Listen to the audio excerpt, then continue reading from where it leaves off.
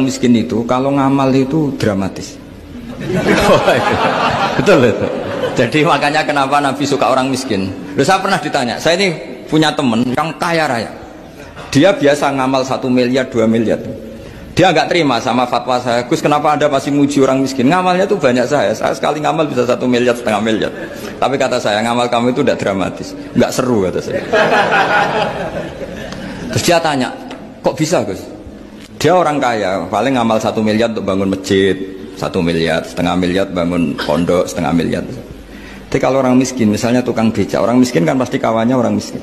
Kan nggak mungkin orang miskin utang Abu Rizal Bakri, utang Yusuf Kala, kan nggak mungkin. Kenal saja ndak. Orang miskin kan utangnya sesama orang miskin. Itu pasti itu kan hukum sosial ya. Nah ternyata itu apa? Hari itu anaknya ndak makan, hari itu istrinya mau kelahiran. Utang sesama miskin, diutangi 50.000. Tapi uang ini dramatis. Kalau hari itu nggak makan mati. Artinya apa? Ada orang ngamal 1 miliar untuk bangunan, kadang aksesoris, yang satu ngutangi 50.000 tapi taruhannya nyawa. Nah sekarang menyelamatkan nyawa sama bangunan keren mana? Maka berbahagialah orang miskin karena komunitas mereka ini utang piutang urusan apa? Nyawa. Jadi ini lebih dramatis ya, lebih dramatis, lebih keren. Loh, makanya utang piutang orang miskin itu paling diabadikan Quran karena lebih keren, lebih keren. Karena nyawa apa? Loh saya ini kan termasuk kecil sudah kiai agak keren, sudah kiai agak mapan. Itu kalau orang-orang kaya nawarin saya paling Gus nggak ganti mobil, nggak ganti aksesoris mobil itu nggak keren.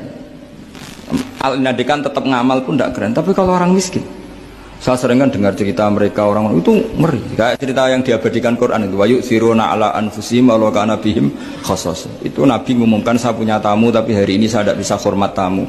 Ada sahabat yang usul saya ya Rasulullah. Perlu dicatat dulu di Arab tuh nggak ada warung, nggak ada GoFood, nggak bisa kamu pesen online terus.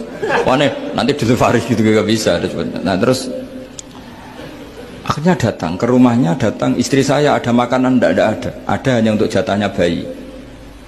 Terus ya sudah bayinya kamu tidurkan supaya jatah itu dimakan tamunya Rasulullah. Sehingga pagi-pagi dia datang ke Nabi, kamu punya amal apa? Sehingga tadi malam ada ayat wa yu'thiruna ala anfusihim wa law kana bihim khassasa. Mereka mengalahkan kepentingan dirinya sendiri meskipun punya kepentingan sendiri demi tamu tadi.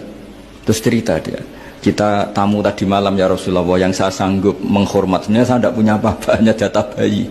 Itu aja dramatis, bayinya ditidurin dulu tapi tidak disuntik ganja, tidak ditidurin biasa nanti kan, ditidurin biasa. Terus suami saya pura-pura nemani, lampu dimatikan. Nah mungkin tamunya saking laparnya gak penting mikir itu, yang penting makan aja.